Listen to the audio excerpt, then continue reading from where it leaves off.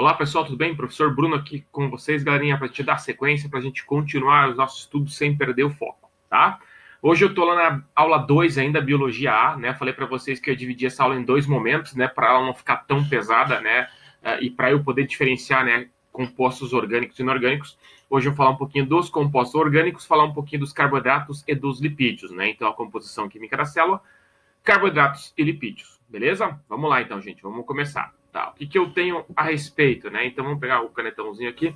O que eu tenho a respeito lá de carboidratos e lipídios? Então, primeiro, eu vou falar um pouquinho sobre carboidratos. São também chamados de glicídios ou hidratos de carbonos. Então, esse termo aqui são dois termos aplicados, não estranho encontrarem eles, né? Principalmente lá quando ele citar, né? Glicoproteínas, glicolipídios, né? Então, termo associado a carboidratos, tá? São geralmente quaternários, né? A maioria dos casos, carbono, hidrogênio e oxigênio na sua estrutura. Então, a maioria dos carboidratos vão apresentar somente esses três elementos, né? O carbono, hidrogênio e o oxigênio, tá? E os carboidratos, né, vão ter algumas funções. Qual é a função? A função energética, então, fornecer energia lá para o organismo, para a célula, e estrutural, então, formando estruturas, né? Estar presente estruturas, a gente vai falar. E questão genética, onde eu encontro lá ele presente no DNA e encontro ele no RNA, né? O que a gente encontra presente lá no DNA e no RNA? Então, a gente encontra lá a chamada de pentose, né? Então, a pentose que forma o DNA, que forma o RNA, é um tipo de carboidrato que está lá presente, tá? Beleza? Que mais, gente? Vamos lá. Classificação, vamos entender um pouquinho como os carboidratos são chamados, como é que eles são classificados. Então, aqui eu tenho uma classificação. Com base no quê? Então, aqui um critério que eu vou utilizar, que é o critério mais tranquilo e simples para a gente entender, é a questão da hidrólise. Sofre ou não hidrólise? Lembra que é aquela quebra pela molécula d'água mediada por enzimas, tá? Então, vamos lá. Então, primeiro grupo, falar um pouquinho sobre os monossacarídeos. O que eu tenho sobre monossacarídeos? São os mais simples, tá? Dos carboidratos.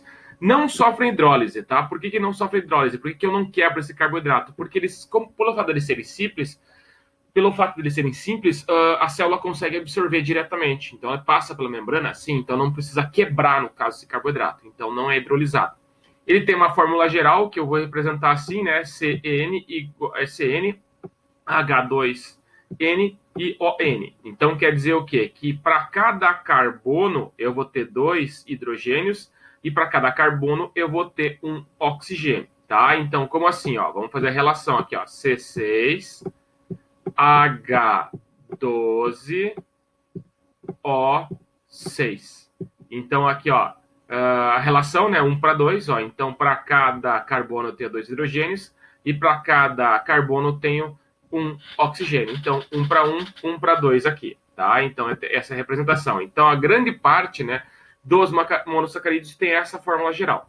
Tem algumas exceções? Tem uma exceção. Então, ó, a desoxirribose. O que é a desoxirribose? É a pentose que está presente lá no DNA. Ela é representada, então, como C5H10O4. Então, notem que eu não consigo fazer. Eu consigo fazer a relação 1 para 2 aqui, carbono e hidrogênio, mas a relação de carbono com o oxigênio não dá para fazer 1 para 1 agora, porque falta um oxigênio aqui, tá? Então, a desoxirribose, que é um tipo de carboidrato que está presente no DNA, é uma exceção a essa regra da fórmula geral, tá? Beleza. Exemplos que a gente tem de monossacarídeos: a glicose, a galactose e a frutose. São os exemplos de monossacarídeos, sendo a glicose o mais abundante, o mais encontrado, tá? Em relação aos monossacarídeos, pessoal, a gente diz que eles podem ser classificados da seguinte forma: como trioses, né, 3 carbonos, tetroses, 4 carbonos, pentoses, 5 carbonos, hexoses, 6 carbonos, heptoses, 7 carbonos, tá? Por que eu deixei a hexose sem marcar? Eu vou marcar com uma outra cor, porque a hexose é o tipo mais comum de monossacarídeo, né, que possui 6 carbonos. Então a hexose é o tipo de de carboidrato mais abundante, mais encontrado, tá? Que mais? Oligosacarídeos são aqueles agora, ó, como ele é maior, ó, formados por 2 até 10 monossacarídeos, tá? Então são 2 no mínimo ou até no máximo 10 monossacarídeos. Que mais? Agora que eles sofrem hidrólise, tá? Então eles são hidrolizados, eles são quebrados, né? Por quê? Porque ele tem um tamanho molecular, né? Então ele tem um tamanho molecular maior com relação ao monossacarídeo, então ele não consegue entrar na célula, tem que ser quebrado, tá? Exemplo aqui, ó, a sacarose, a lactose e a maltose. Sacarose, do que vem então? Vem da união da frutose mais a glicose. Galactose, lactose, glicose mais galactose. Maltose, glicose mais glicose. Então eu tenho que quebrar para poder aproveitar essa energia, tá? O que mais? Polissacarídeos, formados por 11 até milhares de monossacarídeos. Então, com certeza que é bem grande esse carboidrato. Alguns sofrem hidrólise, né? Então, no entanto, nem todos eles são quebrados, nem todos eles são hidrolizados. Então, alguns sofrem, tá? Quem sofre hidrólise? Os energéticos, aqueles que formam, né, energia de reserva lá para os organismos vivos, tá? Então, essa energia é guardada, como no caso do glicogênio, que nós guardamos, né? Então, quando eu tenho, né, depósitos de glicose formando glicogênio, e o amido, né, que é encontrado nos vegetais. Então, aqui é o glicogênio, origem animal, amido, origem vegetal. Eu também encontro glicogênio no fungo, tá? Então, os fungos também fazem reserva de glicogênio, beleza? Daí, ó, não sofre hidrólise. Quem não é hidrolisado, quem não é quebrado, aqui no caso lá, os carboidratos estruturais, como a quitina e a celulose. Quitina é o carboidrato presente, então, no exoesqueleto dos insetos, está presente lá, né? Forma lá o exoesqueleto dos insetos. E a celulose presente na parede celular de celulose, na parede celular, então, dos vegetais. Essa quitina eu tenho um adendo, né? Aqui, pessoal, porque lembra que eu falei para vocês que eles têm carbono, hidrogênio, tá? Oxigênio. Essa quitina agora vai ter a presença do nitrogênio. Então, ela vai ter um composto a mais, ela vai ter o nitrogênio presente agora formando o chon, tá? Então, diferente dos outros, ok? O que mais, pessoal? Vamos falar um pouquinho de lipídios agora. Então, são formados por um ácido graxo mais um glicerol, né? Um tipo de álcool, tá? Compostos que apresentam carbono, hidrogênio, oxigênio, nitrogênio e fósforo. Então, agora eu tenho aqui um outro elemento. Eu posso, né, com base nisso, classificá-los em lipídios simples e lipídios complexos. Simples tem carbono, hidrogênio, oxigênio e nitrogênio, e os complexos apresentam o fósforo agora na sua estrutura, tá? Então, apresenta o CHOP, ok? Vamos lá. Funções. Para que serve o lipídio? Então, a reserva energética vai guardar, né, principalmente na região abdominal, tá, para fornecer energia para outros momentos. E estrutural, formando a membrana plasmática. Então, lembra, a membrana é lipoproteica, tem lipídio e proteína. Funciona como isolante térmico, então, mantendo a temperatura do corpo estável. Também tem uma questão hormonal, então, também funciona como hormônios, tá? Isolante elétrico, tá? Lá no teu neurônio, vou explicar um pouquinho melhor.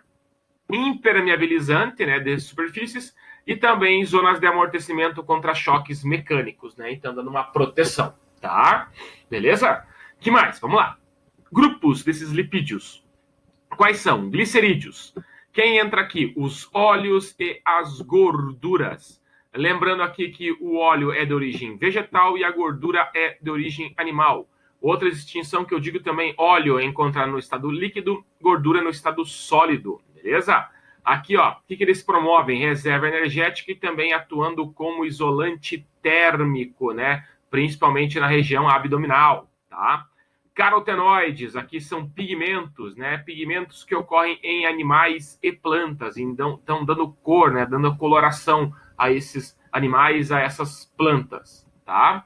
Cerídeos, que são cerídeos? As ceras em geral, todo tipo de cera, promove a impermeabilização de superfícies, aonde nas folhas dos vegetais, nos frutos, né? Na casca dos frutos, você nota que eles não, no caso lá, a água quando entra em contato, ela não é absorvida, é repelida, então impermeabiliza a superfície, tá? Esterídeos ou esteroides, aqui a gente tem os hormônios chamados de hormônios sexuais, como no caso a testosterona, a progesterona, o estrógeno, né? Responsável pelas características sexuais do homem e da mulher. Também no caso aqui a cortisona, né? Então que funciona, que atua em reações inflamatórias lá no corpo, né? Então reações lá inflamatórias e alérgicas no organismo, tá?